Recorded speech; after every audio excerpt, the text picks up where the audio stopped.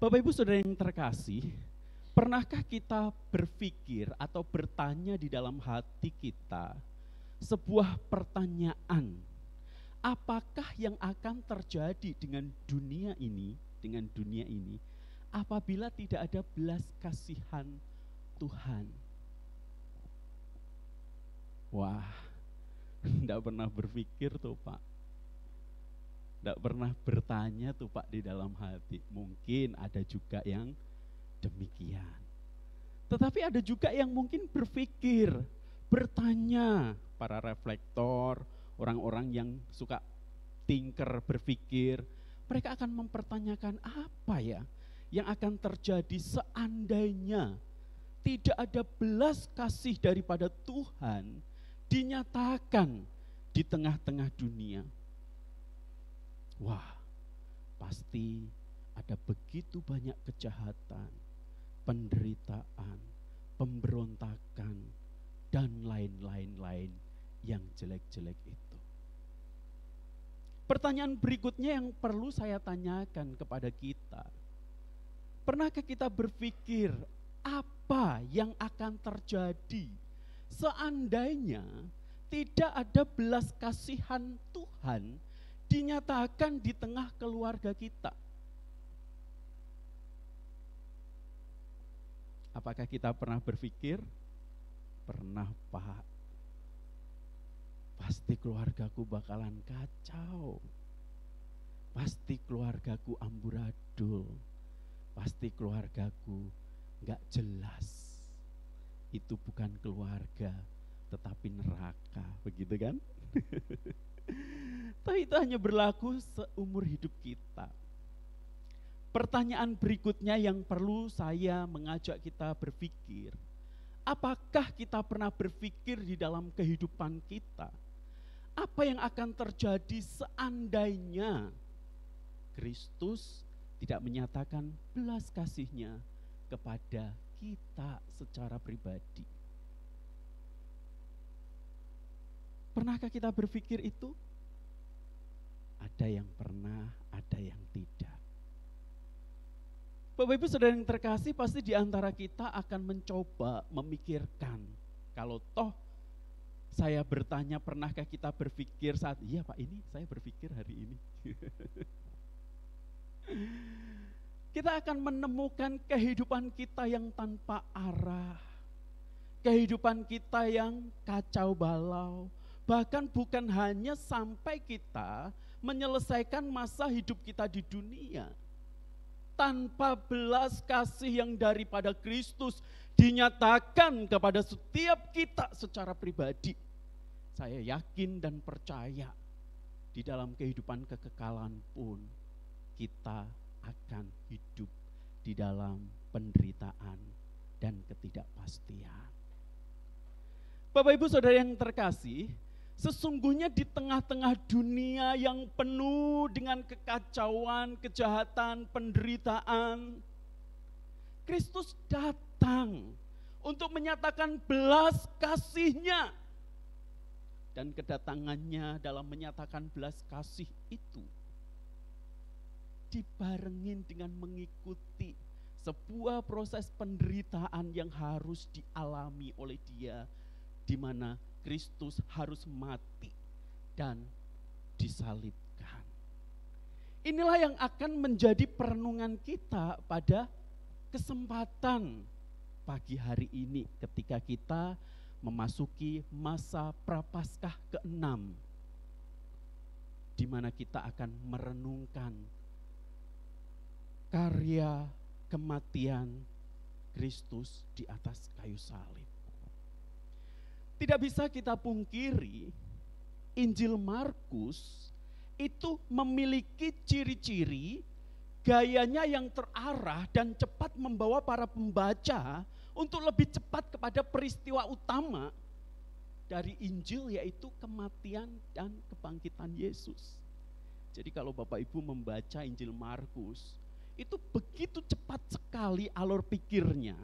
Dan begitu singkat dia menuliskan cerita-cerita itu dengan titik ujung daripada tujuan penulisan Injil Markus adalah menyatakan kematian dan kebangkitan Yesus.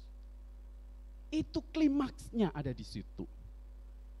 Dan ketika kita memahami bagian yang kita baca tadi, tidak boleh lepas dari ciri dan gaya penulisan Injil Markus. Tema-tema dan struktur penulisan Markus merancang Injilnya sekitar pergerakan Yesus secara geografis. Dan tentu saja kembali kepada ciri-cirinya mencapai puncaknya pada kematian dan kebangkitannya. Bapak Ibu Saudara yang terkasih, setelah kata pengantar, Markus menceritakan pelayanan publik Yesus di Galilea. Boleh diklik? Itu ayat 1 sampai ayat ke-8. Bagian yang akan kita renungkan hari ini itu adalah bagian yang kedua, perjalanan ke Yudea, dan bagian terakhir itu berbicara tentang Yesus yang melakukan perjalanan dari Yudea menuju Yerusalem, melewati sebuah kota yang bernama Yeriko, begitu. Ya. Dan tibalah di Yerusalem, minggu depan ini akan dibahas ya, di dalam Minggu Palma, begitu. Dan ini memuncak kembali kepada kematiannya dan kebangkitannya. Bapak Ibu Saudara yang terkasih, dalam perjalanan ini ternyata Yesus tidak menginginkan orang-orang tahu. Kenapa? Ketika Yesus melakukan perjalanan itu menuju Yerusalem, dia merahasiakannya supaya tidak banyak orang berbondong-bondong mengikuti dia. Ya. Dan kalau boleh saya katakan, perjalanannya ke Yerusalem bukanlah perjalanan untuk mengembangkan karirnya dia, untuk membuat Yesus semakin tenar, karena memang pada waktu itu Yesus sudah viral, kata Pak Apin beberapa minggu yang lalu ya.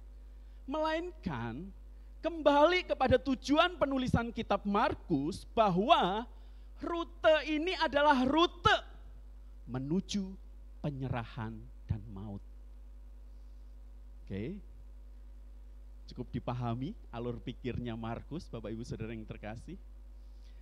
Maka tidak heran kalau beberapa kali sampai 3 kali Yesus menyatakan anak manusia harus menderita. Anak manusia harus disalib dan bangkit pada hari ketiga. Tapi realitanya para murid yang mendengarkan bagian itu mereka enggong. Enggak paham, enggak ngerti. Seperti terselubung ada selimut yang menutupi mereka untuk memahami perkataan Tuhan Yesus. Rekan-rekan yang terkasih, kalau kita sebagai pembaca masa kini kita paham maksud penderitaan, salib yang diutarakan oleh Tuhan Yesus. Tetapi tidak oleh murid-murid pada waktu itu. Mereka tidak mampu memahami kenapa. Karena Allah belum membukakan selubung itu di mata mereka. Bagi kita pembaca masa kini kita tahu, paham. Karena Allah sudah membukakan selubung di mata kita. Rekan-rekan yang terkasih, penderitaan salib ini merupakan tema sentral dari Injil Markus. Maka tidak heran kalau saya katakan bahwa Injil mengenai penderitaan adalah rahasia yang paling besar di antara segala rahasia yang terkandung dalam perkataan Yesus.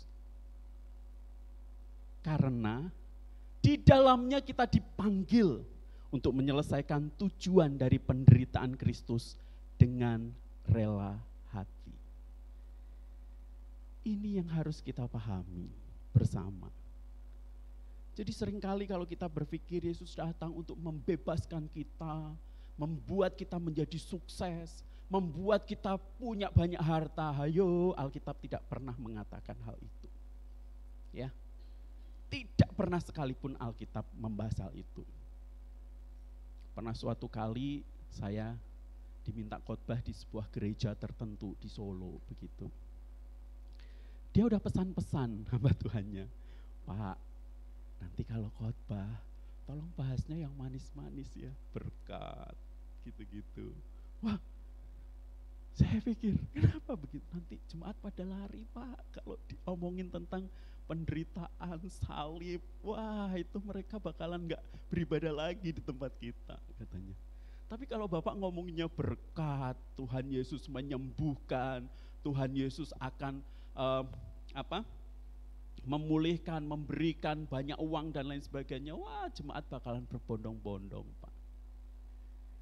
Bapak Ibu jangan lupa, Injil Markus memuat sebuah rahasia yang paling besar di antara segala rahasia yang terkandung dari perkataan Yesus, yaitu Injil penderitaan.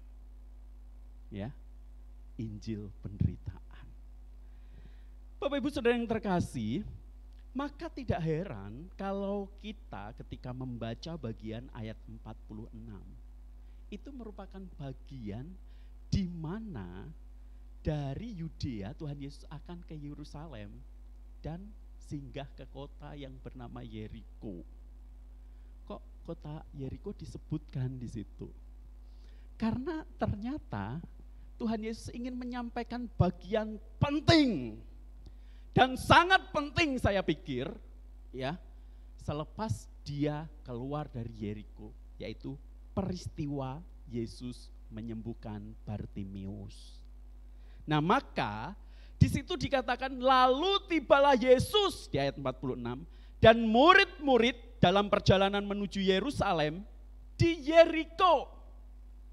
Nah terus kemudian dilanjutkan di bagian berikutnya, dan ketika Yesus keluar dari Yeriko bersama dengan murid-muridnya dan orang banyak yang berbondong-bondong, ada seorang pengemis yang buta bernama Bartimius, anak Timius, duduk di pinggir jalan. Wah, ini naskah unik sekali. Biasanya kalau Tuhan Yesus menyembuhkan orang, itu anonim, tidak dituliskan namanya, ya. Tetapi Bartimius ditulis. Ih, keistimewaannya apa Bartimius?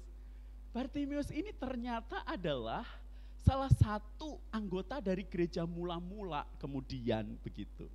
Ingat Injil Markus ini yang nulis adalah Markus, versinya Petrus. Ini kan Injilnya Petrus tetapi yang nulis Markus begitu kan.